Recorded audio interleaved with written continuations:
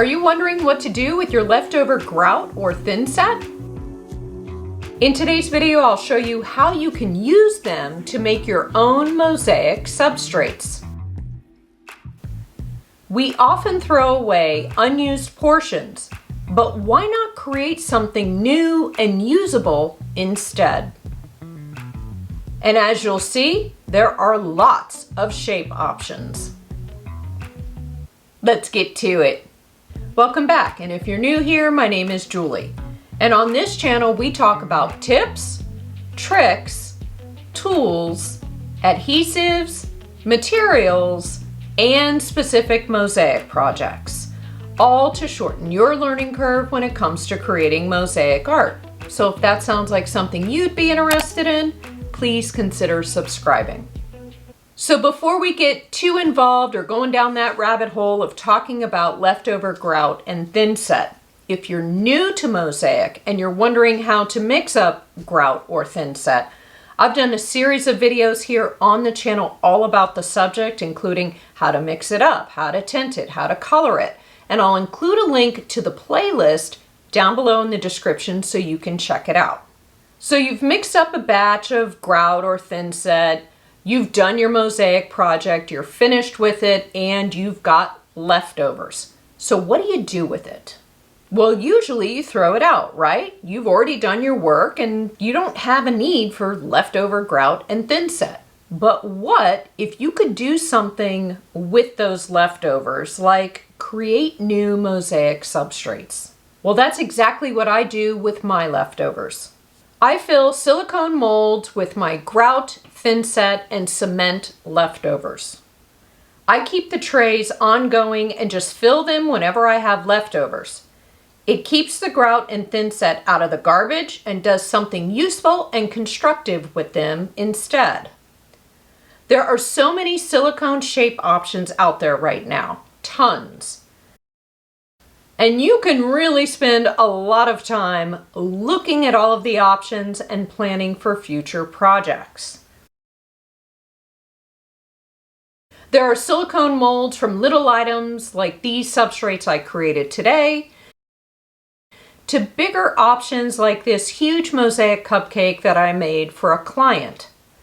This is a really exciting way to do something with your leftovers that also helps the environment. So in today's video, I'll show you how I use silicone molds to make mosaic substrates, and I'll also share some tips on tiling and grouting depending on if you use grout or thinset as your substrate. We've got a lot to cover, so let's get started. Before we get started with filling the silicone molds, let's take a moment to talk about the actual molds. Silicone molds are soft and flexible, yet they're usually pretty sturdy. And they hold up well when filled with grout, thinset, or cement, which are all cement-based, and they can be pretty destructive, so to speak. At least they're known for scratching things up. One thing to note, you don't want to use your favorite silicone mold from the kitchen in the studio and then back in the kitchen again. We don't want to do that. So if you have a favorite silicone mold from the kitchen, you want to try it out in your art, I would suggest buying a second one. We don't want to cross-contaminate. As I mentioned earlier, silicone molds come in a huge variety of shapes and sizes.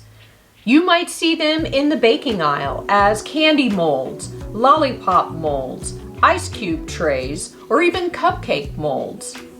Silicone resin molds even work really well. So you see what I mean, that there's a wide variety of shapes and sizes. Also, the smaller your substrate, the smaller your pieces of TESSERAE will need to be, so keep that in mind as you're planning and shopping. It doesn't matter if your silicone mold is red, hot pink, blue, white, gray, whatever color. That doesn't matter. You're just using the mold for its shape. The color of the mold doesn't come off onto your new substrate. Now that we've gone over the silicone molds, let's move on to how we can fill them and release a usable substrate for your mosaic work. I'll include a list down below in the description of all the silicone molds, materials, and some extra little goodies that I'm using in today's video in case you'd like to create some mosaic substrates of your own. Filling the molds is pretty easy, and if you've made cupcakes, you can make substrates. Hey, I'm a poet and I didn't know it. The nice thing is you don't have to do anything to prep the silicone molds for grout, thinset, or cement. So to get started, I like to put the silicone mold on a hard surface that I can move off of my work table once I'm done filling it. This keeps the mold stable and flat. So a tray works well, maybe a cookie sheet, just something that's big enough, really bigger than your silicone mold and is stable. Most importantly, you just want to make sure that your silicone mold is sitting flat. And then I got started by spooning in the grout, thinset, or cement into the openings of the molds. Sometimes I have enough to fill a few openings, and sometimes I have just enough for one. This is a fairly quick and easy process. You can also try to smooth over the grout, thinset, or cement to create more of a flat surface. I found that filling up the openings all the way to the top of the silicone mold allows me to create a flat surface easier than if the grout, thinset, or cement is lower in the opening. However, you can still fill an opening with what you have. You don't have to have enough leftovers to fill the opening all the way to the top. And once I'm done filling up the molds, I lightly tap the tray on the table to try and get any air bubbles out. Once I'm done filling the openings, I put the tray to the side and allow the substrates to fully cure. Okay, these substrates have been sitting here for quite some time. Honestly, it's been months. And that's because, like I said earlier, I just keep a tray going as I have leftover grout, thinset, or cement. Now to get your substrates out of the molds, you just bend or pull back the side of the silicone mold and put your hand under the mold to help it pop out. The silicone will release the substrates, usually with very little effort. Getting them out of the molds is a very quick process.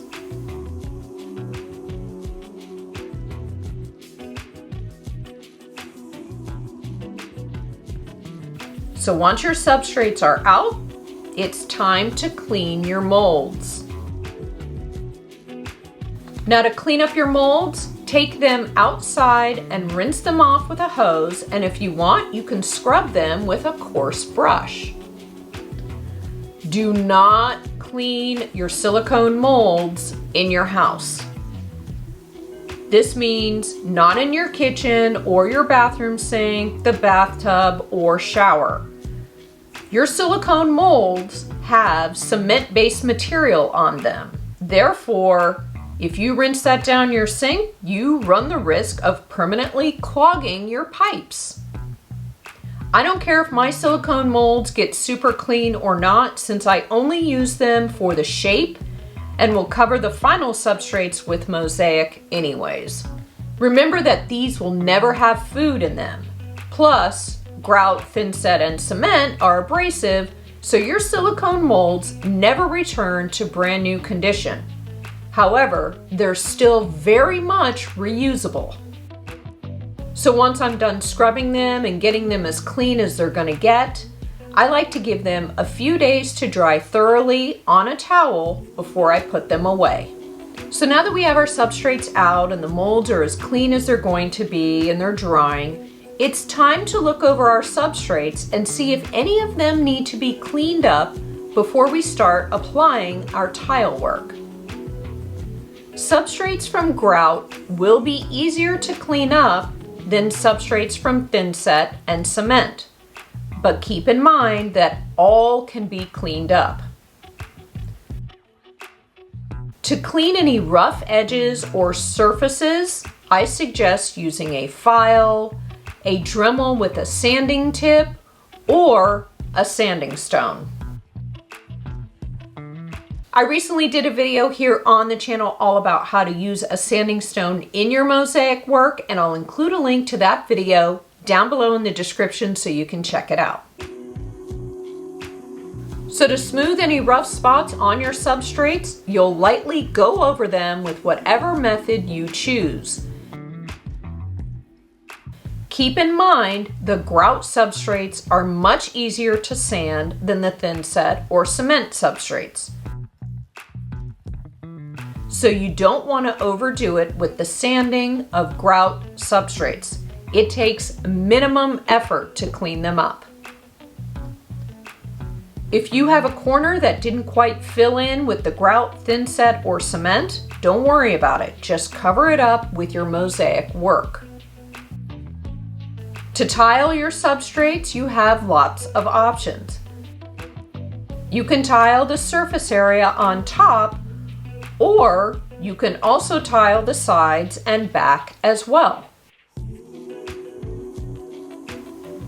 As I mentioned a few moments ago about grout being an easier substrate to clean from rough spots, it's also the most fragile, so to speak, in my opinion. Therefore, if you create a substrate from grout, I strongly recommend that you tile the sides first and then the front and the back. This will give it a strong external foundation. Now, all of the substrates can be grouted like usual. If you aren't going to tile all of the sides of your substrate, you might want to tape off any areas which won't be grouted to keep things clean. Remember, cement-based materials like grout, thinset, and cement are all porous and will stain. For acceptable adhesives, you can use thinset, epoxy sculpt, or I'm using weld bond in this example. If your items will be kept outdoors or near water, then you'll want to consider a waterproof adhesive such as fortified thinset, epoxy sculpt, or even Lexol.